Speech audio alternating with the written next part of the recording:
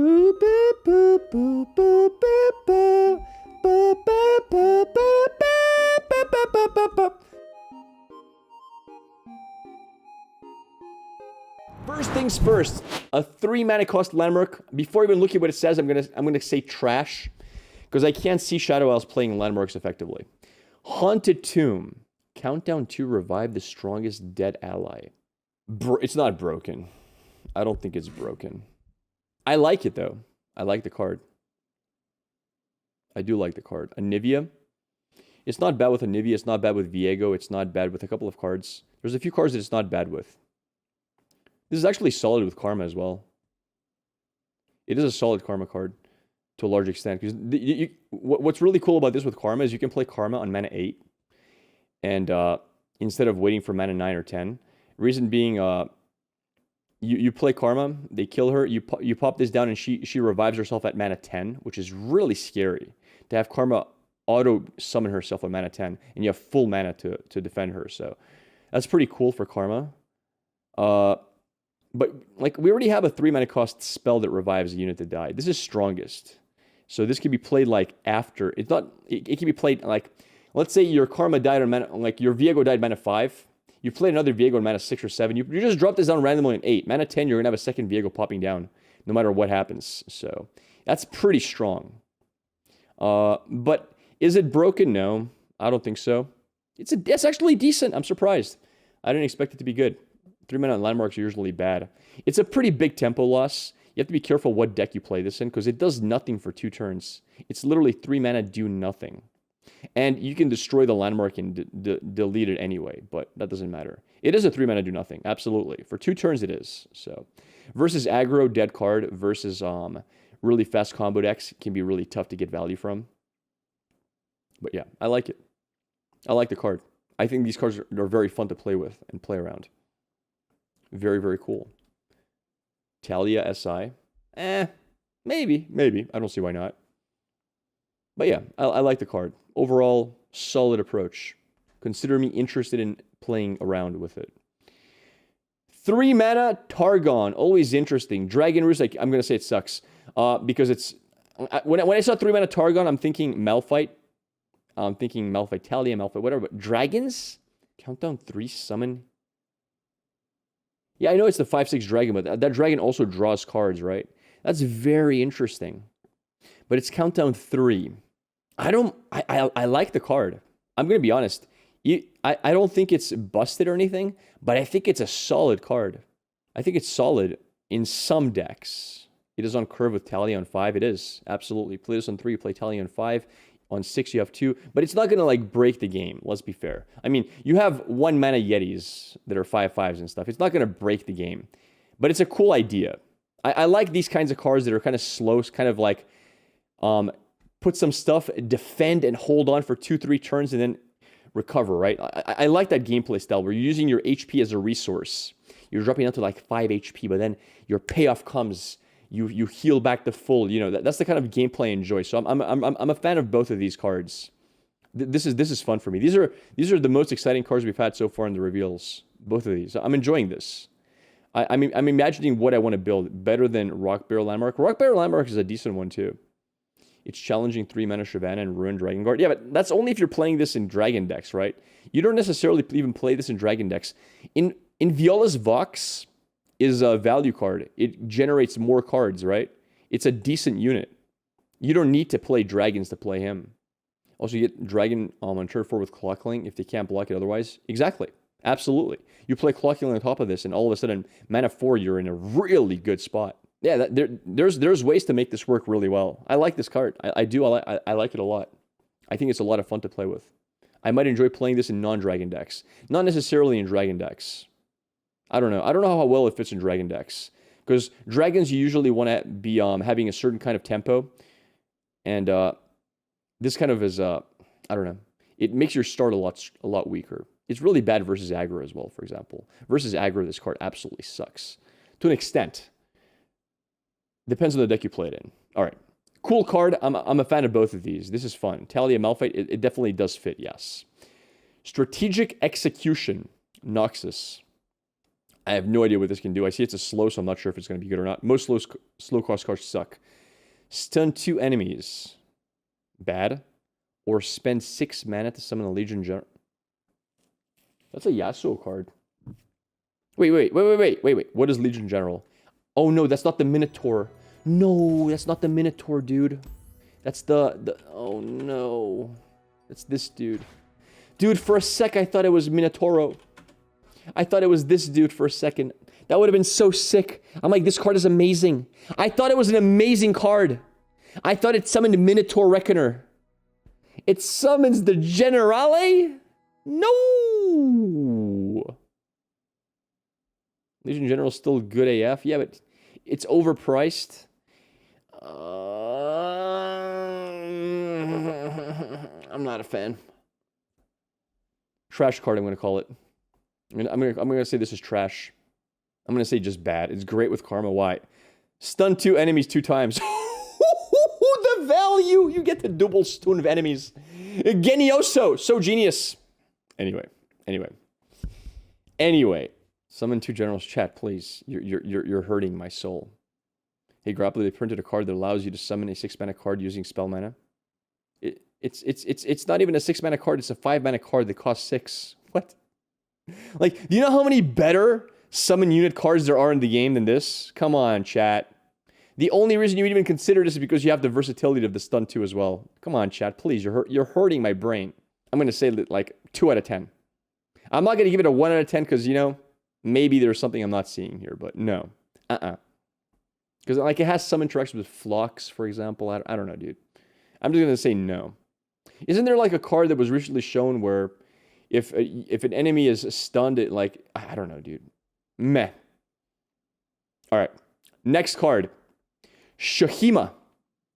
I'm excited for this. I see a lot of spells coming up. I'm seeing spells, and my karma is just like, Grappler, look at the... No, not yet, Karma. I'm going in order. Baccai Witherclaw.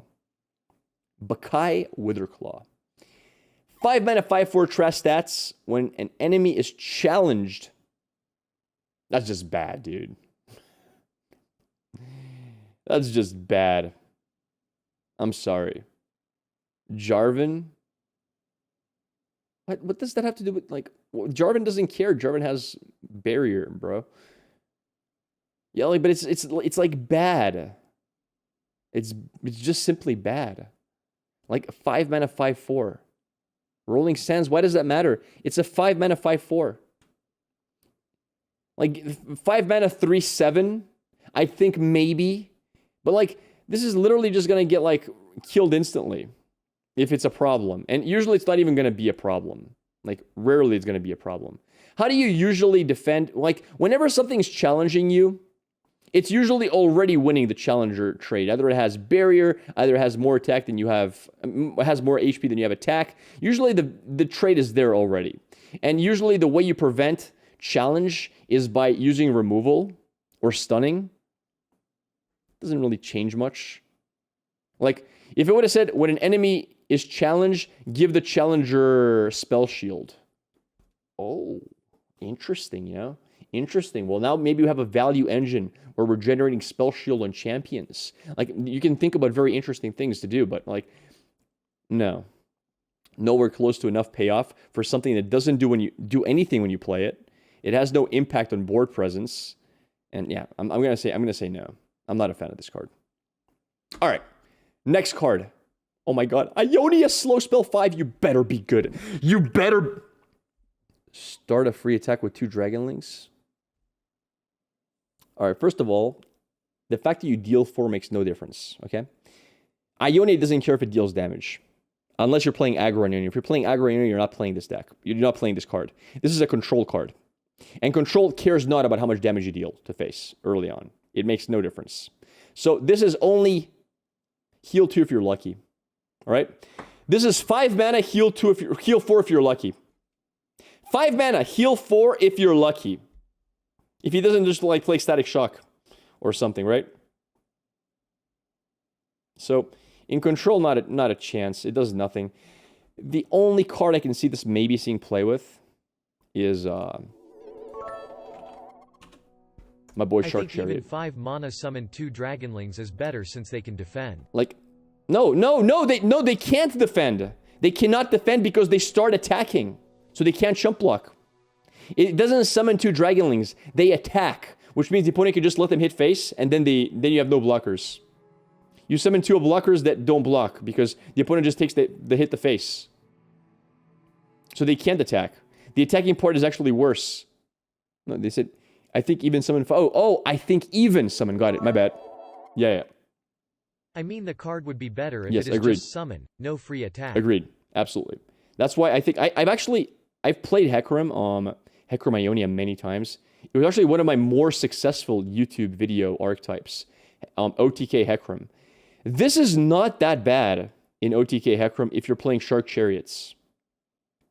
This is also kind of solid in that deck as well because you're playing champions such as, well, I consider him a champion almost, such as Neverglade Collector, right? That's a massive value swing because that actually is significant if you're playing this and you have sharks that are being resummoned. So this is not a bad card in like Hecarim archetype.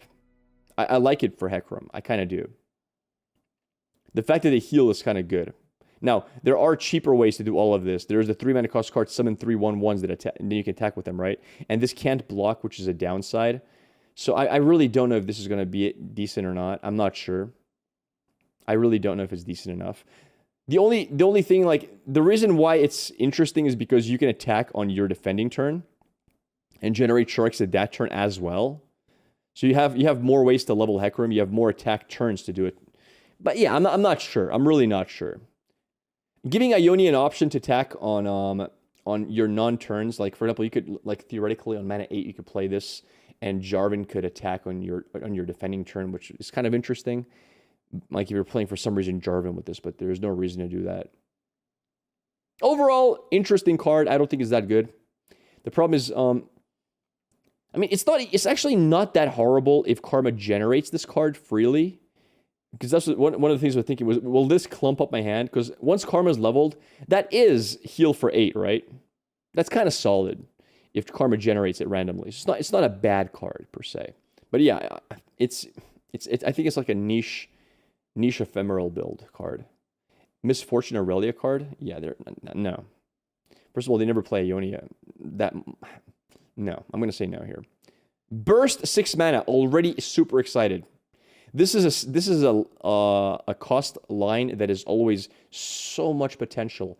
Heimer Invis turrets, Jace, Insta Lux level, Karma, of course. Let's see what you do. Invoke a low, medium, and high cost. It's like the best card in the game. That's like the best card in the game, chat. What do you mean trash, dude? It's insane! It's not draw... Oh, wait. It doesn't draw 3 times. Oh, I get it. Okay, dude. Oh, no. So it gives you 1 of each. It gives you 1 of each. No, wait. There's 2 ways to interpret this. There's 2 ways to interpret. That you're invoking 3 times, right? Invoke a low, invoke a medium, and invoke a high. So there's 3 separate invokes happening. Right? If that's the case, the card is insane. The other way to interpret this is invoke 1 of each. Like when you invoke, and these are your options, right? And you get to choose out of the 3. You have a small, medium, and big option. That would be absolutely trashed here. Absolutely trashed here. If it's 3 times, I can literally build one of the craziest decks right now with this.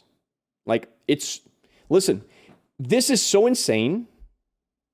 You literally build the world's greediest low-cost Zoe deck, and you splash Karma times 3, and this is just your... If you somehow don't, like, win early game, it doesn't even matter. Because if you get the mana 10, if your opponent survives till mana 10, you drop this bad boy down, you generate 1,000,000 cards. All of them are celestial, super powerful. Dude, this card is pretty spicy. I really like this card. Okay, this is scary.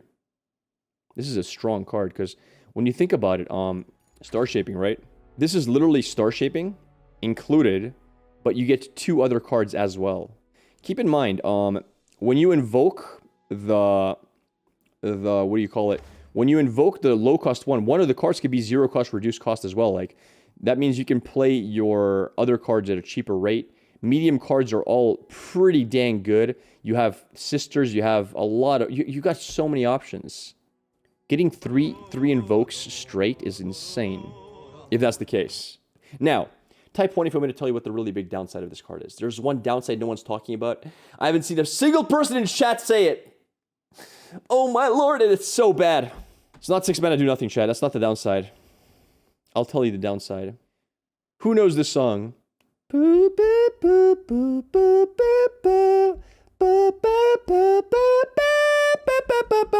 That's gonna be me every time my opponent plays that card. Dude, I already suffer enough when they invoke 1 time. 3 times, bro? I know, ain't no one got time for that. Holy crap! Dude, when they invoke 1 card, I get there like, okay, hurry up, brother. And they take forever to choose the first one. You get one of those, like, people in their middle years, like, on the toilet seat taking a dump. They play that card. Dude, it's gonna take a long time. Bro, I'm gonna open up, like, chess.com and decide every time they play this card. That is a serious downside to this card. Listen, I gotta say, that is a downside. So, it's not the perfect card. There is a Shurima movie, the extended cut, absolutely. So, yeah, a little bit scary. The Targon movie, yeah. I still don't understand why Invoke and Manifest are different keywords. Because Invoke pulls from Celestial card pool, and Manifest doesn't. It's just they could be the same thing. Yeah, it could be Manifest 3 Celestials. I agree. I agree with you. Yeah. They should be the same keyword. You're right. Because they still specify Celestial. Whatever. You're right about that. All right. Last card. 7 mana Freljord slow. I already have, like, PTSD from just thinking of it. Like, we've got so many bad 7-cost slow cards from Freljord. Let's just add this to the list. You know, there's going to be one day someone's going to say, hey, Grappler, I'll gift you 100 subs if you can win a game with all the 7-cost slow cards as a 3 of in the deck, and I'm going to be suffering for like a week straight. I'm going to grow like gray hair. I'm going to get wrinkles on my eyeballs because there's no way to do it because the cards are all so bad. Like, it'll be the world's best challenge run ever, and I'm going to fail it. Anyway, what is this? Wings of the Cryophoenix. I already feel like it's going to be bad, chat. It's slow. Deal 3 to all units. Enlightened, heal your Nexus 3. Yeah, I think not, chat. Disagree heavily. Okay, tell me one scenario where this is good. You're thinking, so, let's consider this. Mana 4, you have saved up 3 spell mana, okay? You have 4 main mana. Your opponent is an aggro player. That's the best case scenario. And you have this in hand. And all of his units have 3 or less HP. If your opponent open attacks, you cry, why? I had an answer. If you open attacks. So you're already, your life is ruined if your opponent open attacks, right? Because what are you going to do now? Play 7 mana? No? All right. The next scenario is your opponent, let's say it's mana 4, they play a 1-drop. You play 7 mana to kill their board. They still have 3 mana to develop again, and then they still swing for another 6 damage to face. The only way this works is if your opponent is so papaya, it's like, my opponent has 7 total mana. I have 3 units on the board. And I have a 4-cost unit with 3 HP. I really gotta play that 4-cost unit. I gotta play it before attacking because he doesn't have it. Come on, chat. Like, I gotta play my Poppy as well. I will not attack without Poppy, even though I have no spell mana to play my 1 mana and give everything tough. I will play the Poppy anyway. I'll just go white because he doesn't have it. Listen, at that point, glory to the man who has wings of the Phoenix, of the Cryophoenix. God dang, you're a good player, dude. But like, you know how often it's gonna happen? Just like, no, it's not gonna happen that often. Like, people, no, it's just not. It's too expensive. Even if you kill like 2 or 3 units with it, you have literally 5 mana next turn with no spell mana saved, right? That's on mana 4. Now, if we're talking about Enlightened, 7 mana heal for 3, because by mana 10, 7 mana heal for 3. I'm gonna say it now. I'm gonna say it. I don't care if I get banned by Riot. The dev who designed this card is an aggro player. You know how they designed this card? Somebody came to them. Excuse me, sir, I have an idea. What if we have a board wipe that once you hit mana 10, it has Enlightened, heals your Nexus for 8? He's like, 8? How will I ever recover from that? 8? Maybe if it healed for 1, it would be acceptable, because at that point, yes, 1 can make the difference between lethal and not lethal. But sir, that will never, people will complain if we put 1. There's control players out there. Make it 2. Sir, can we at least do like 6? 3 or nothing. All right, 3. you know, it was an aggro dev who said anything like even 3 is too much. Healing is cheating. You know, he was just saying like, you can't heal. What? Freljord already has too much healing. Every time I face Freljord, it's Ravine heal for 2. It's Tavern Keeper heal for 3. You want to give them more? Not a chance. I'll never win another game on ladder ever again. No. Maximum 3. Anyway, that's my view on the design of this card. Like if this was like heal for 6, maybe, man, maybe it will work. It would be kind of cool to have a separate heal condition on enlightened spots. Like it's a cool idea. Keep in mind, this also hits your own units. Like, can you imagine that this is all units? I just realized that. Holy crap! You can't even have your own blockers and play this. I just realized it's a 2-way avalanche. It's not even enemy units. It's all units. What? I was thinking avalanche style, like all on them. It's both ways. It's not even enemy units. It's all units. What? Oh wait, avalanche is your unit. You're actually correct. Yeah, you're right. But either way, trash. You're right. I thought this was enemy units. I know avalanche is your own units, yes, but like it makes sense because it's an early game card. You can play it for 4 mana. This is like 7 mana. You've already had stuff on the board. Like if it was enemy units, even then I don't know, but like it hits your own units as well. Like, no, not working ever. How would you buff it? I would literally delete it. And that would be a buff to Karma because you would never generate this card. Like imagine Karma generates this card. Oh, do I want to kill my own Karma off? Yes, please. Let me order that drink for myself. Jesus. Now that I said it, I bet that dev is going to be like, you know what, Grappler? You think you're funny making fun of me? Let's increase the odds of Karma generating this card by 1.5%. I'm not even kidding. I bet you there's a dev out there evil enough to do that. You know, Grappler, you think you got the last laugh? Watch what I do. Goes into Karma coding, plus 1.5% chance for this to be the generated card. And just for him, and he's gonna literally sit on my stream, and he's gonna wait for the moment I generate. He's like, I did it. Take that, Grappler. You know, I shouldn't have said anything. It's a good discard target. Okay, maybe you're right. Maybe you play this in discard decks and you throw it away every single time. That's a great idea. I would never, ever feel bad discarding this out of my hand. Ever. I mean, to be fair, this has niche scenarios where you do want to have it. So Pharaohs can sometimes pull this and you're like, hey, that's a good answer to this board. Like, it's not the end of the world. Because you don't have... The thing with Pharaohs Financier, you don't have to pick it, right? 3 mana, 3/2. Manasoul Student. 3 mana, 3/2. Badly statted. But so is Doom Beast, to be fair. Each round, the first time you play a fast spell, slow spell, or skill, I play Magic Embers. Trash unless she procs herself. If she procs herself, maybe not trash. But if she doesn't proc herself, trash. Do we know if she procs herself or not? She doesn't? No. How could it proc itself? Because she has a skill. Sort of. Oh, well, yeah, she doesn't actually play her skill, so she doesn't. You're right. She doesn't proc herself because this is not a skill she plays. It's a skill that gets generated. You're correct. It's a he. Oh, boy. It's a good... Okay, listen. It's a good thing you corrected me early. Because I would have never guessed. Alright. Manasoul Student. It's a he. Really? I don't know. I'm not sure. No, it's a she. Is it a he? I have absolutely no idea. I could see that. I could see it being a dude, sure. That's a girl. Nico gender, it's non-binary. If she procs herself, then 3 of her in the field is a loop. Alright, so, I'm just gonna say this is probably bad. I don't think this is gonna see much play. I just don't see it. I think, yes, once per round, but here's the thing. When you're playing Noxus aggro, you don't play a 3-drop and pass. That's not how it works. You simply don't do that.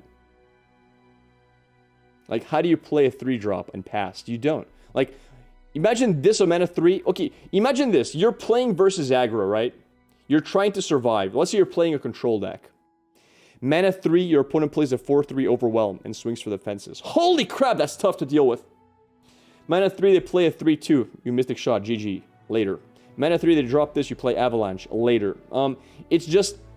you need to put pressure and tremendous pressure on your opponent when you're playing aggro. Otherwise, you're not playing aggro. So yeah, there's no way in my mind that this is going to be a very strong card. Now, I might be wrong, but I just don't see it. Noxus mana 1 procs her. It doesn't matter what procs her. You play her, and they play Mystic Shot, and you lose. It just feels bad. I don't think this is enough. I think it's too slow, basically. It doesn't happen fast enough. 2 HP is very weak. Doom Beast generates 2 damage right off the bat. Compare this with Doom Beast, for example. How much stronger Doom Beast is. 2 damage you can't stop. This is 0 damage. It might generate damage if it's not taken care of. And you remove it with 2 mana to remove 3 mana. Yeah. I'm going to say no. Now, it's a pretty okay Noxian Fervor target. That's 4 damage instead of 3, but it's still not good enough. Alright. Next.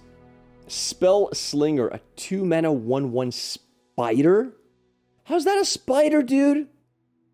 No! That's not a spider. What, Riot? Spider? On his... Oh, it's this! This is the unit. Oh! My bad, chat. I see the unit. It's hidden on his shoulder. So this is Spell Slinger. And this is the vehicle it travels on. Alright. So we got Spell Slinger here on this dude's shoulder. Secretly, the overlord of this card. It's Grappler. And what does the spider do? Play. Stun an enemy. Or if it's already stunned, deal 2 to it instead. That's not bad. Bad? That's not a bad card, I think. This is okay. I think it's bad in aggro, but I think you can play this in certain decks. Like with Swain. Like decks that run Flock. That's not horrible. Because here's the thing. Here's something you're not considering, chat. This is half a Flock as well. It has 2 purposes. Let's say you're playing a deck that runs stuns and Flock. Well, sometimes you don't have Flock in hand. I mean, that's a Mystic Shot with a body on a stunned unit. That's not horrible at all. That seems okay to me. It also combines well with like Jhin probably. Make it a 2/1. I think make it a 2/1. No, I think that would be too strong. Maybe actually maybe not. But you get to choose what enemy to stun. This is a solid control card. It really is. You play this in most of your control decks, I feel, because 2 mana stunning unit is really strong if it comes with a body to block with. The fact that it's fearsome and a spider, I don't think really matters too much. Yeah, 2 mana 2/1 is too strong as a fearsome, I agree. But this card is solid.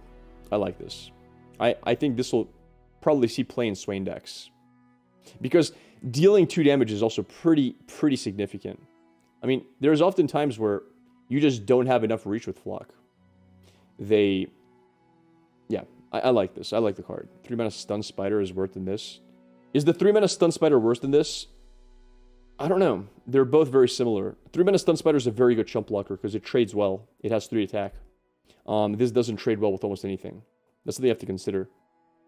But this has a secondary thing it can do. It can deal damage as half a Flock. But yeah, they're both different in certain ways. I like the card. I think this is the best card out of these 2, easily. Alright, and the last card. 3 mana 1/3 trash stats. The Prefect. Okay, Overwhelm. Let's see how it grows. When you play a fast spell, slow spell, or skill, grant me +1/+0. Too slow. It's too slow. It's trying to be, Actually, is it too slow, though? Maybe not. It might not be too slow. No. Let's think about this. So, there is a direct comparison with this card and this card right here. Now, this one grows at +2/+0, right? This one grows much faster. But I would argue that Overwhelm... Imagine if Fade Blade Twirler had Overwhelm. That's crazy, right? Overwhelm is really strong. But the fact is, this scales slowly. It's +1 per skill player. So, you play this on 3. Let's say by mana 5 you played, at best, 3 more. It's a 4/3 Overwhelm, at best.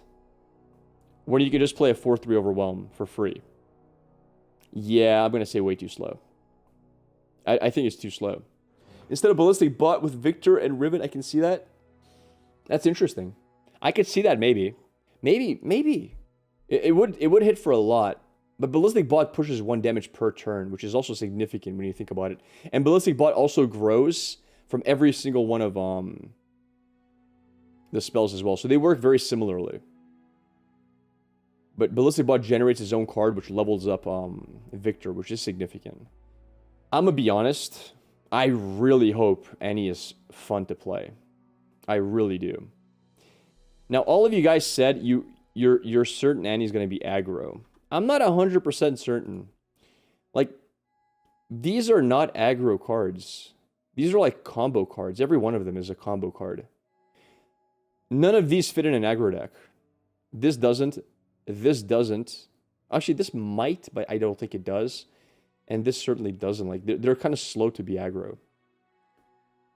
So, I'm not sure if I agree with you guys that Annie's going to be aggro, according to this.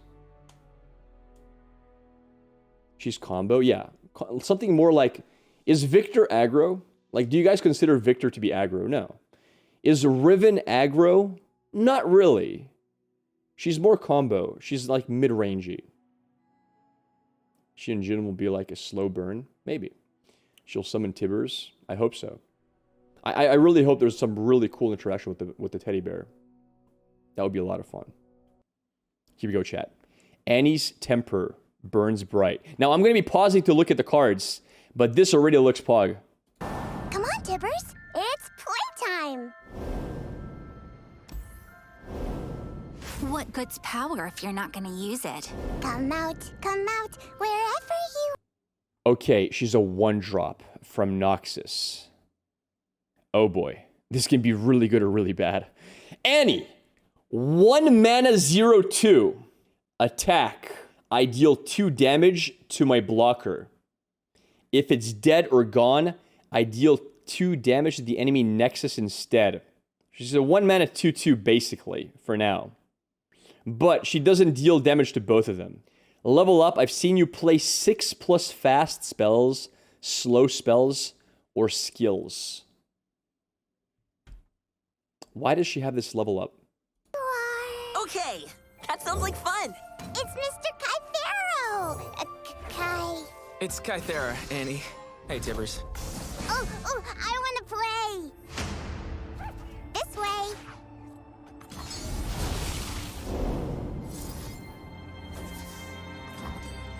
Wait. Oh, so she would actually do damage to face if this is the case. What's your Got it. favorite aminal? So she has Overwhelm, basically. That makes sense. She has Quick Attack and well, actually not really Overwhelm. Pseudo Overwhelm. Alright, new star power. Look at this reality! Look how sparkly! Her level 2 better be nutty. I'm hoping the same. Really quick, because this is Path of Champions. We're 53 seconds in. Her, she doesn't have to see you play it, right? It just needs to be played. Oh my, she has to see it? Alright, she's Zoe 2.0. This is Zoe 2.0. She has to see it happen. It's not you've played it. She has to see it happen. Alright, so it's Zoe 2.0. It has to be a big payoff. Burn school down. Now I wanna... Wait, what is this? Raven Bloom Conservatory. Landmark. 1 mana Noxus landmark. Holy crap. Because Noxus can't afford to play 1 mana cost landmarks. Countdown 10. Create a Tibulk in hand. I advanced 1 round for each fast, slow, or skill you've played this game. Okay. Now I want to burn you.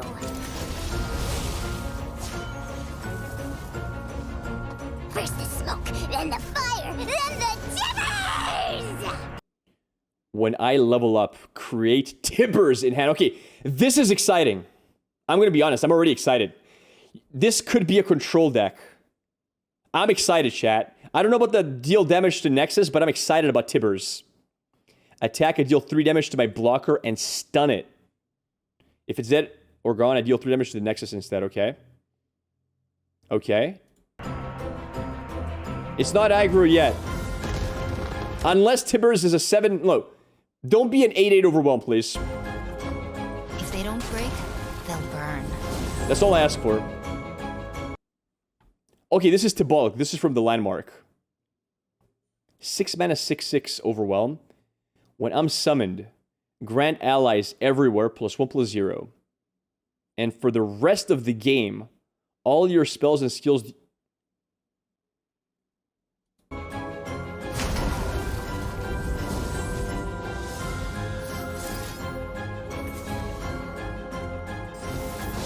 almost time.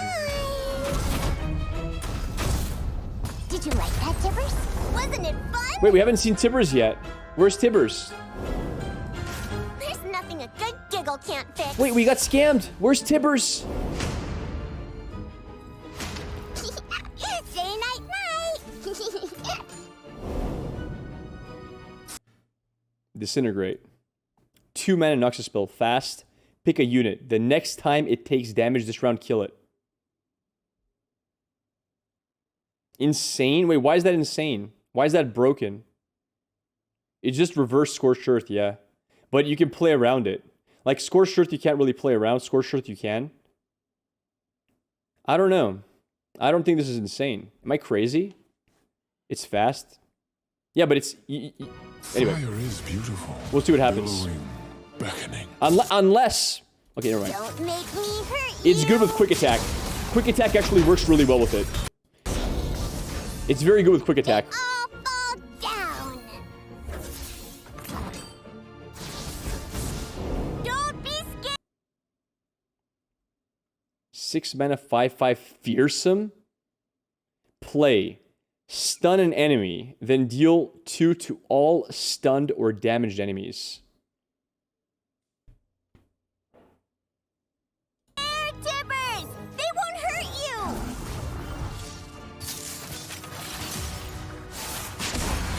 I want to play a game of hide and burn.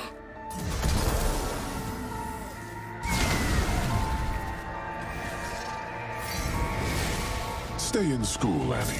You'll make something of yourself yet. You got a weird eye, Mr. Jin. Smells like burning. Yeah! Let's go make some more friends!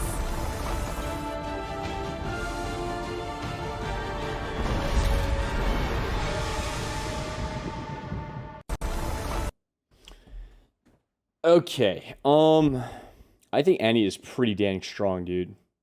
That is a strong champion. Seems bad?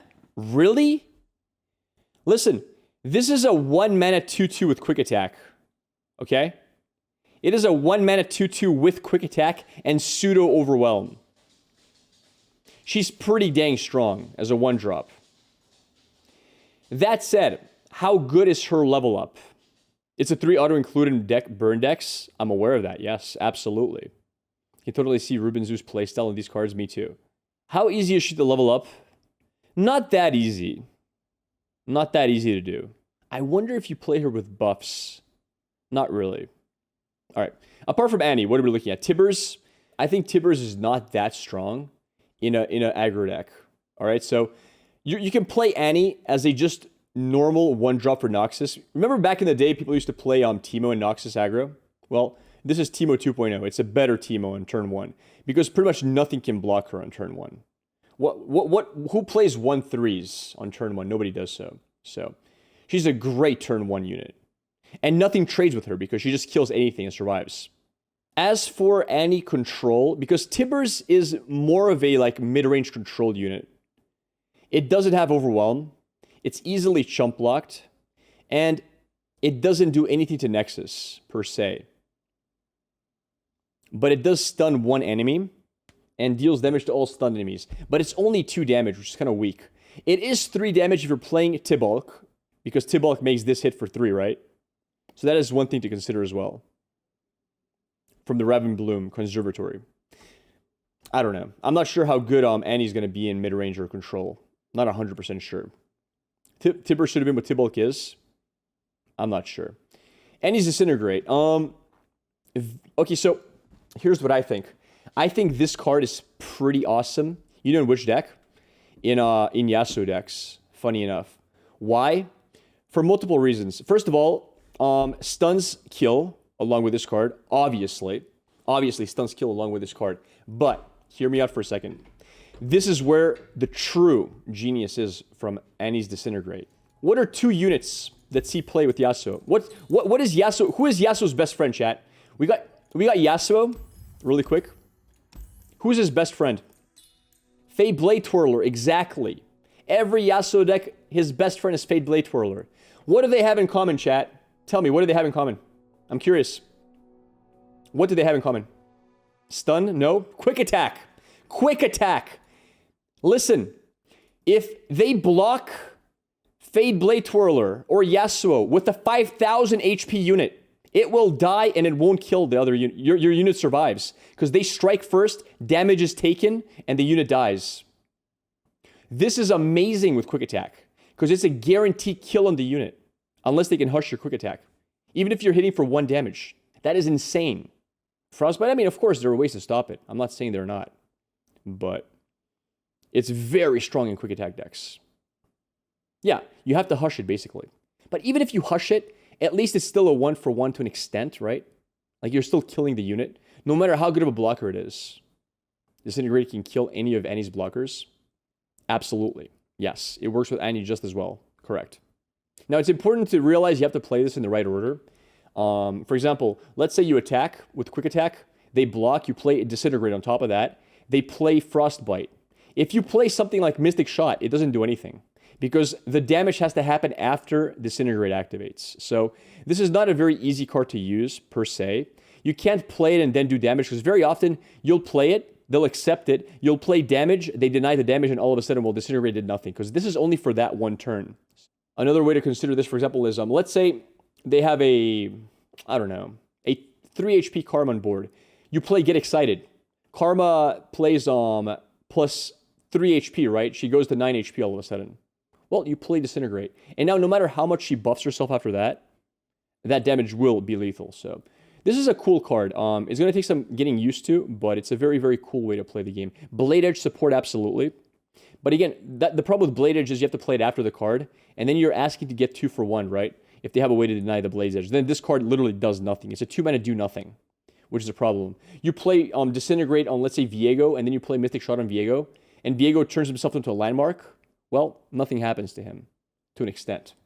I mean, this will still stay for the next turn, but yeah, you get my saying. If he nopifies it or he swaps himself with another unit, you're not killing him. So it can be a 2-mana do nothing often if you have play around. But overall, I think this is one of the coolest cards here. Tibulk from Ravenbloom Conservatory. How good is this card? I don't know how good this card is. I think it can be very strong. I think it can be very strong. It's not that slow. It's 1 mana. You lose 1 mana of tempo, basically. You play this, and then you're probably playing a deck with a lot of spells anyway, and skills. And when you play it on whatever turn it is, let's say you play it on 6, it's still decent stats. The only thing is, this is a 7/6. It's a 7/6 with Overwhelm. That makes you want to play it in an aggro deck. So I don't... But you never want to play 1 mana do nothing in an aggro deck. Because turn 1... What does aggro want to do turn 1? You want to drop a 3/2 and attack face for 3. It's as simple as that. You got to play your 1-drop, you got to attack with your 1-drop. If you're not doing that on turn 1, Listen, I got bad news for you. You fail your aggro exam. If you go to school with that and you write that on your essay report, you fail. It's a 0. Turn 1, you play 1 drop. It's the law. There's no way around it. So this is not an aggro card. Although this wants to be an aggro card. So I don't know. Maybe this sees play in something like Ezreal Caitlyn. But wait. Yeah, Ezreal Caitlyn. Like that might be something. Possibly. Because there's a lot of spells, right? There's Ezreal's a skill card. Is Ezreal actually... Ezreal's not a skill. It's not. But the spells are damage. And there's a lot of damage cards in that deck. I wonder if this could replace like Captain Farron. It advances in hand. What does? Wait, what advances in hand? There's no way this advances in hand. I'm just going to say it now. There's no way it advances in hand. It's impossible. I don't believe it. I don't believe it. It does? Okay, let's assume, because I think this is not bad even if it doesn't. But let's assume it does. Let's assume this advances in hand. So let's say you play this, you draw this on like mana 6. Well, it might actually be like a 3 countdown. That's not bad. That's not bad at all. That's really, really a lot better, because this card is only good if you draw in mana 1, right? Maybe that's why they would do it that way. That makes sense. It's not bad. Check Warlord's Palace. This card is, I think Tibuk has a lot of potential. The only thing holding Tibuk back is the fact that, well, unfortunately, he's in Noxus. And Noxus is not really... I don't think Noxus is that big of a... I mean, it's an aggro card, but it's not an aggro card. You know what deck this will work in really well? Oh my god. Okay, listen. This card actually fits in aggro, but a very specific aggro. Who knows? This card is actually insane in one aggro deck. Jhin aggro, yes. Yes. Jhin aggro, because Jhin will level this up. Jhin will level the hell out of this up. And all of a sudden, Jin's abilities and stuff do one more. That's pretty crazy in a Jhin deck. Because why? Well, you've got so many skilled units you're going to be playing in a Jhin deck. Jhin slow burnout aggro. No, I think Jhin is aggro.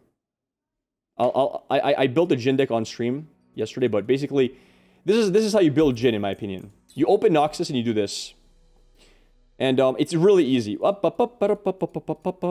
just do this. Like, this I'm literally building a tier 1 Jhin deck. No questions asked. 3 of these here. What else do we have? We'll play some of these as well. We'll play some of these as well. No, I'm not. You guys are memeing, but I'm not kidding. You play 3 Noxian Fervors, obviously. I'm not kidding. This is the Jhin deck you all waiting for. Arachnoid Sentry. I don't think Arachnoid even fits in this deck because it's not aggro enough. I think after you've done this is the base. Wait. Oh my god! I almost made the cardinal sin. Okay, now we're good. Triple decimate. Now that we've done this, watch what happens. 3 copies. Boom. 3 copies. Holy crap! Another amazing 2-drop. Boom.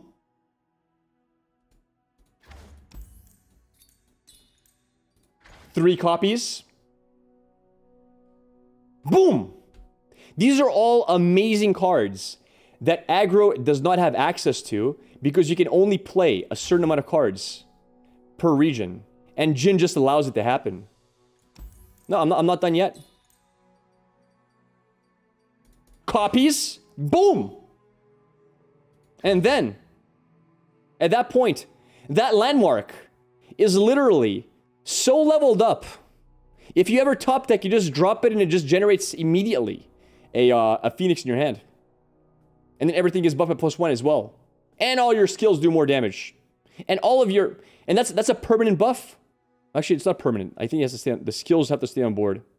Oh, no, it's permanent. It doesn't even need to survive. Now your Doom Beasts do 3, it's over, chat. It's over. Your Decimates hit for 5, your Noxian Fervors hit for 4. It's all over. Everything you once believed. So I think this will actually fit. Because then every card that's burning your hand is going to do 1 more. So in my opinion, in that specific deck that I just built, this will see play as a 1 or 2 of. Just because it's not going to have to count on at all. It's going to be count on 0. You draw this on turn 7. You've already played 7 plus skills or more because every time a unit attacks, it repeats the skill. So if a unit attacks twice, that's 2 skills already. Mana 7, this might be level. You just drop it down there, drop the Phoenix. All of a sudden, you won the game. It's over.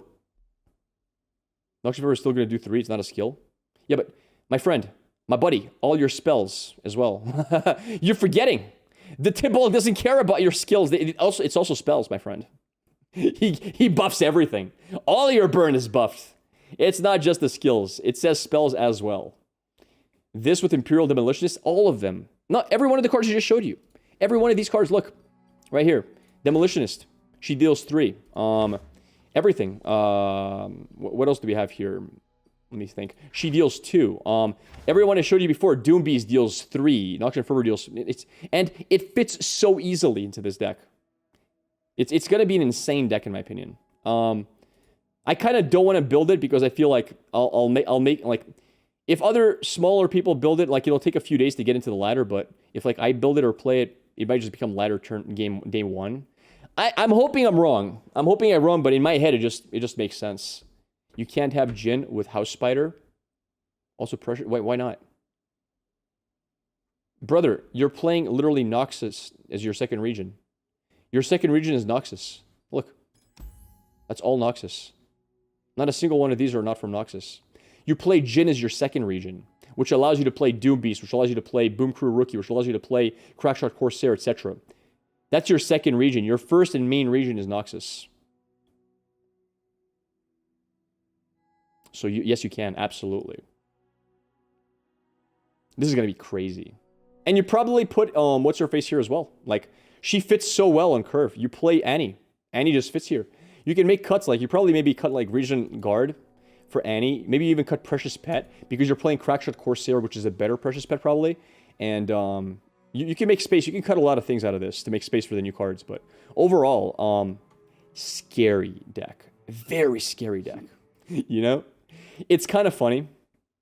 But, alright, I can't even find the card. Basically, the 7 mana cost Freljord card, the one that does 3 to everything, and heals for 3, I finally understand why it sucks so much. Because if they made it good, they would hurt the aggro deck. Absolutely makes sense in my mind. I was, yeah, Cryophoenix, Margaret, exactly. The Anivia card. I was confused why they made it so trash. It all makes sense to me now. It does. My brain has been enlightened.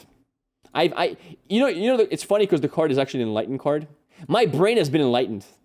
They couldn't make that card good because it would crap on their beautiful Annie decks. So they're like, you know what? We've play tested this card. It's kind of a good answer to this Annie deck. We can't have that. No. You want to heal for 5 and do 4 to everything on Enlightened? We've tested it, and 1 out of every 3 games they managed to beat my Annie. No, not like this. Nerf that before the release. We can't have Annie losing games. So I think now everything in life makes a little bit more sense than it did yesterday. I'm happy to see this. I'm happy to be finally understanding what happened. It does absolutely. Imagine if 3 sisters now had a 4th sister, a 4th, like they adopted a 4th sister to the family, like 3 sisters and Margaret. We're gonna call this Margaret. I don't know why I'm calling this Margaret, but this is the 4th sister called Margaret. And if Margaret joined the family would be stronger than the 3 without Margaret. So adopting this would not be bad. But yeah, Margaret never stands on her own, chat. Margaret's a weak sister. The ugly sister, correct. She's only strong when she's there to support the family, because the family looks more beautiful when she, like, you know, when you see somebody in a photo, they look good. You put them next to an uglier person, they look great. That's what Margaret does. She adds value to the family, but not necessarily is she valuable on her own, in that sense. Like, anyway. I feel like I'm gonna get called sexist because I used the word Margaret. I should have called it Billy. I should have. Listen, chat. This is Billy. This is Billy. You know when you have John, and John's a good-looking lad, and then Billy, he's like pretty ugly, and he stands next to John? All of a sudden, John goes from good-looking to great-looking.